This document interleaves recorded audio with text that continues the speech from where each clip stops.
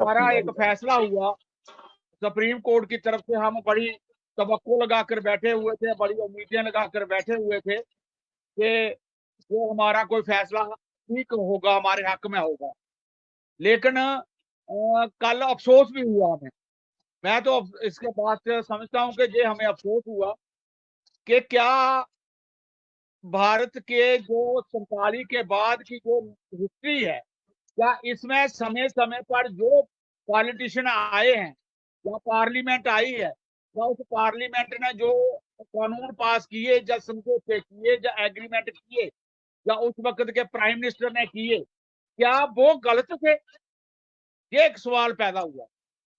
और दूसरा ये सवाल पैदा हुआ कि सुप्रीम कोर्ट ने भी ये कह दिया, मुझे सुप्रीम कोर्ट के खिलाफ कुछ नहीं कहना, लेकिन उसका जो रिजल्ट निकला कि president of India supreme power है, उसे कोई जरूरत नहीं किसी असेंबली को पूछने की, कोई जरूरत नहीं जनता को पूछने की, और वो चाहे तो प्रेसिडेंट रूल भी लगा सकती है और हमारी हकीकत भी बदल सकती है।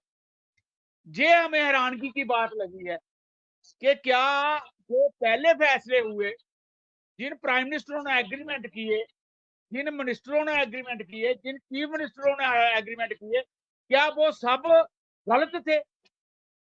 क्या उन्होंने जम्मू कश्मीर के हक में या हिंदुस्तान के हक में कुछ नहीं सोचा था? ये एक बात हैरानगी की लगती है कि 47 से लेकर जो भी हमारे साथ समझौते हुए, हमारे साथ 53 में एक जब कॉन्स्टिट्यूंट असेंबली के अभी शेख अब्दुल्ला साहब प्राइम मिनिस्टर थे तो उनको बदला गया। 53 में हमारे इंडिया के कॉन्स्टिट्यूशन के तहत और ज्यादा हमारे अधिकार थोड़े छीने गए, कुछ ऐड किए गए। 64 में फिर हमारे साथ ऐसा हुआ, हमारा प्राइम मिनिस्टर छीना गया, हमारा सदर रियासत छीना गया। 75 में फिर एग्रीमेंट हुआ, और फिर हमारे ही देश के प्राइम मिनिस्टरों ने बाहरले प्राइम मिनिस्टर ताशकंद में समझौता किया, फिर शिमला एग्रीमेंट किया। तो ये क्या कोई झगड़ा था, गलती थी या जबरदस्ती थी? ये हमारा, हमने तो कुछ नहीं किया। वो बीइंग ए सिटीजन ऑफ साहिल, जम्मू कश्मीर की शहरी होने के नाते और इंडियन कॉन्स्टिट्यूशन और जम्मू कश्मीर के कॉन्स्टिट्यूशन के तहत हिंदुस्तान का शहरी होते, उस कॉन्स्टिट्यूशन को मानते हुए हमने तो कोई गलती नहीं की। जिन लोगों ने की, इसका मतलब वो लोगों के रिप्रेजेंटेटिव नहीं थे, वो लोगों के नुमाइंदे नहीं थे। जिन्होंने हमें 370 दिया, 35A दिया, या हमारे साथ जो भी एग्रीमेंट किए, वो इसका मतलब वो सब झूठ थे। या उस वक्त के प्राइम मिनिस्टर या उस वक्त के मिनिस्टर या जहां के चीफ मिनिस्टर सब नालायक थे। ये एक बड़ी नई टर्म शुरू हो गई है, हिंदुस्तान में सोचने की जरूरत पड़ गई है। आज अगर हमारे साथ ऐसा हुआ है, मैं तिवारी साहब आपसे भी ये कहना चाह रहा हूं, क्या हिंदुस्तान में और किसी रियासत के साथ नहीं ऐसा हो सकता? कल को क्या ये फेडरलिज्म को छीनना, union of state, India is a union of state, हमें जो कुछ मिला था वो कॉन्स्टिट्यूशन में फेडरलिज्म के तहत मिला था। अगर हमसे छीना गया तो कल को और स्टेटों में भी छीना जाएगा। ये ट्रेंड, ये नैरेटिव, ये सियासत आने वाले हिंदुस्तान के लिए, भारत के लिए अच्छी नहीं है। ये बात सोचनी है कि 370 जाने से हमें फर्क पड़ेगा या ना पड़ेगा। हमें ज्यादा दुख होगा या ज्यादा मुसीबतें देखना पड़ेगी, बात अलग है। लेकिन बीइंग ए सिटीजन ऑफ साइल, हम हिंदुस्तान का शहरी होने के नाते पूरे हिंदुस्तान के बारे में ये चिंताजनक बात है कि क्या 10 साल से ही कोई सही पार्टी आई है और सही नुमाइंदगी हुई है और सही प्राइम मिनिस्टर आए हैं? बाकी सब गलत निकले। नेहरू गलत, शास्त्री गलत, उसके बाद जो उसके वक्त के प्रेसिडेंट राजेंद्र प्रसाद या गुलजारी लाल नंदा या और जो प्रेसिडेंट आए वो गलत, उसके बाद जो हमारा शिमला एग्रीमेंट हुआ, इंदिरा गांधी गलत। जो भी हमारे साथ करता गया, इसका मतलब वो या तो नालायक थे, या वो हिंदुस्तानी नहीं थे, या हिंदुस्तान के खिलाफ थे। सिर्फ हमें क्यों कहा जाता है कि हम खिलाफ हैं? हम नहीं खिलाफ हैं। हम हिंदुस्तानी हैं और नंबर 1 के शहरी हैं।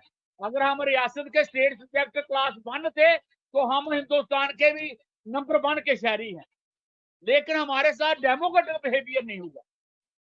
ये आज जो सुप्रीम कोर्ट ने भी किया, हालांकि इससे पहले 3 जजों ने, एक संपत प्रकाश का केस था ट्रेड यूनियनिस्ट का, उसके तहत उन्होंने ये जजमेंट दी हुई थी कि ये इसको छेड़ा नहीं जा सकता जब तक असेंबली के से पूछा ना जाए।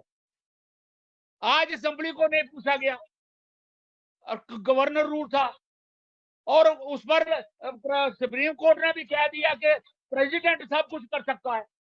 अगर देश का प्रेसिडेंट सब कुछ कर सकता तो फिर पार्लियामेंट क्यों है? हमें तो समझ ये being a student of politics, मुझे तो समझ ये politics is of the laws of land, politics determine the future of society. Politics ने तो कॉन्स्टिट्यूशन बना कर दिया हमें, उस कॉन्स्टिट्यूशन के तहत हमें मिला है। फिर उसमें कोई गलत आया या ठीक आया तो हमारा जमा नहीं है, और अगर कोई नकार देता है इसका मतलब फिर पॉलिटिक्स को नहीं मान रहा, वो कॉन्स्टिट्यूशन में नहीं मान रहा वो। और अगर सुप्रीम कोर्ट ने पहले कहा था 3 जजों की बेंच ने कि 370 को छेड़ा नहीं जा सकता, लेकिन बीजेपी ने अपने मैनिफेस्टो में सुप्रीम कोर्ट के खिलाफ भी अपने मैनिफेस्टो में रखा कि हम तो तोड़ेंगे। इसका मतलब सुप्रीम कोर्ट के फैसले को भी चैलेंज किया जा सकता है। इसका मतलब यही निकलता है कि अगर सुप्रीम कोर्ट ने कहा इसे नहीं छेड़ा जा सकता, लोगों की जजमेंट ये आई है, उन्होंने अपने मैनिफेस्टो में रखा कि हम रियासत में ताकतवर बनेंगे, हमारी ताकत आएगी तो हम इसे खत्म कर देंगे, और उन्होंने कर दिया खत्म। तो इसका मतलब आज भी जम्मू कश्मीर के लोगों के पास ये पावर है, पॉलिटिक्स में पावर होती है कि हम भी अगर कभी वक्त आएगा तो हम भी बदल देंगे इसको जी, हम फिर बदल देंगे इसको। अगर एक का मैनिफेस्टो लागू हो सकता है तो दूसरे का मैनिफेस्टो भी तो लागू होगा, उसे कौन रोकेगा? ये नरेटिव, ये तारीख बनाना ठीक नहीं है, ये एंटी पीपल है जी, और ये फैसला भी अभी एंटी पीपल ही जाएगा। एक तो हमारी रियासत के पहले ही टुकड़े हुए हैं, हम तो उसके लिए रो रहे हैं हमेशा। हमारी असेंबली की सीटें उस तरफ रखी गई हैं। अब इसी हुकूमत ने, अगर नेहरू की हुकूमत ने रखी, इंदिरा की हुकूमत ने रखी पीओ के लिए सीटें, तो इन्होंने खत्म कर देनी चाहिए थी। या तो ये इलेक्शन करवा दें या उसे जीत लें, लेकिन इन्होंने भी अगर सीटें रखी हैं तो फिर नेहरू के कहने के मुताबिक क्यों चल रहे हैं? नेहरू के फैसले के मुताबिक क्यों चल रहे हैं? ये नया फैसला करें, या तो कर ले फैसला बाद, या लड़कर फैसला कर लें या जीत कर फैसला कर लें। कोई तरीका तो अपनाएं जो इनके माफक आएगा, जो इनको सुझाएगा, ये तो कर लेंगे। जो इनसे नहीं हो पाएगा वो नहीं करेंगे, तब नेहरू ठीक है। जी करिए जी। इसलिए मेरी ये समझ बनती है ये सारी पार्टी पॉलिटिकली कंफ्यूज्ड है। ये आज के फासिज्म का और एक व्यक्तिवाद का शासन लाना चाहते हैं, और उस शासन के तहत प्रेसिडेंट रूल की तरफ बढ़ना चाहते हैं, प्रेसिडेंट की ताकत को बढ़ा चढ़ाकर दिखाना चाह रहे हैं। और कल को अगर हिंदुस्तान में इनकी मर्जी करी तो ये हिंदुस्तान में भी प्रेसिडेंट रूल ले आएंगे और पॉलिटिकल पार्टियों का सिस्टम ही खत्म करेंगे। इस फैसले से सिर्फ जम्मू कश्मीर को मत देखो, उस फैसले से पूरे हिंदुस्तान की तरफ नजर मारो कि क्या हो सकता है हमारे साथ। अगर ये फैसला 3 रियासतों का जीतने के बाद, और इस फैसले का फायदा अगर ये पूरे हिंदुस्तान में ले जाएंगे तो 2024 भी हमारे लिए खतरा है, डेमोक्रेटिक लोगों के लिए, ह्यूमन राइट्स वाले लोगों के लिए, और देश की तरक्की के लिए, और देश की यूनिटी के लिए, तो डाइवर्सिटी की यूनिटी के लिए, आइडेंटिटीज, कल्चरल आइडेंटिटीज और तमाम किस्म की नस्ली जवानों को इकट्ठा रखने के लिए हमें मुश्किल हो जाएगी। इसलिए मैं ये कह रहा हूं कि इसने, हमने आगे भी इस पर बड़ी बातें की हैं, लेकिन हमें ऐसा लगता है कि जम्मू कश्मीर को इन्होंने एक निशाना बनाया और उस निशाने से ही अपना राष्ट्रवाद इन्होंने दिखाया है। और राष्ट्रवाद का फायदा इसको इस वक्त तो इसलिए हो रहा है कि आज दुनिया में कोई भी प्रोग्रेसिव नेशन नहीं रही है, दुनिया के पैमाने पर आज कोई जंग के खिलाफ नहीं बोल रहा, कोई ह्यूमन जी राइट्स के जी खिलाफ नहीं बोल रहा, कोई डेमोक्रेटिक राइट्स छीनने जा रहे हैं तो उसके खिलाफ नहीं बोल रहा। उसका पूरा फायदा लिया जा रहा है कि आज कारपोरेट की जो सरकारें हैं पर वो पैसा कमाने के लिए लगी हुई है और एक ही ठर्रे पर चल रही है कि जितना हो सकता है जनता को दबा कर रखो, जंग के साथ, हथियारों के साथ, डेमोक्रेटिक राइट छीन कर किसी भी तरीके से पूरी जनता को दबा कर रखो। आज राइट्स छीने जा रहे हैं, कर्मचारियों के जी राइट्स जो छीने जब जा आप रहे हैं, फिर आते हैं लेबर के लाभ छीने जा रहे हैं, किसानों के राइट्स छीने जा रहे हैं। इसका मतलब है कि ये राष्ट्रवाद जो है ये पीपल के हक का नहीं। और लास्ट में जी मैं ये खजूरिया कहना जी चाहूंगा कि एक तो हमारे साथ ये धक्का हुआ, दूसरा हमारी गलती ये है कि जम्मू कश्मीर के लोग भी इकट्ठे होकर एक मंच पर कभी नहीं बैठे कि हम अपना फ्यूचर तय करें। जी जी हमने कभी नहीं सोचा है। पॉलिटिकल पार्टीज ने जो कहा हमने अंधे बा आंखें बंद कर उसको मान लिया कि ये ठीक होगा, ये ठीक होगा। और उन्होंने कहा कि जम्मू गलत सोचता है तो कश्मीरी नाराज हो गए। कश्मीरी जम्मू में कहा गया कि कश्मीरी गलत सोचते हैं तो जम्मू नाराज हो गया। इन्होंने लड्डू बांटे या उन्होंने मजा देखा और हम डिस्यूनिटी का अब सजा भुगत रहे हैं।